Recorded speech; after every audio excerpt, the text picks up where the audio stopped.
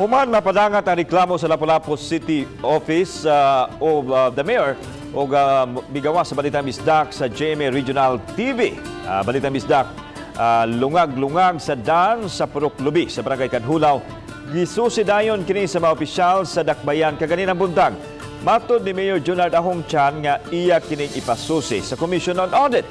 Usa sa gireklamo ang suliran sa libaungon nga kalsada sa Purok Lubi sa Barangay Kanhulaw nga nabunuhan og joyride og napaaspalto sa Agosto sa miaging tuig.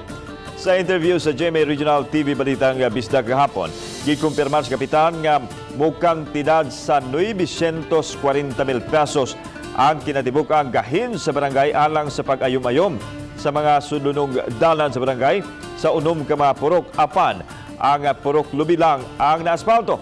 Ang aligasyon ni Konsehal Emilia Baguio na padangat na niya ngadto sa Mayor Lakip na ang mga dokumento sa naasoy proyekto.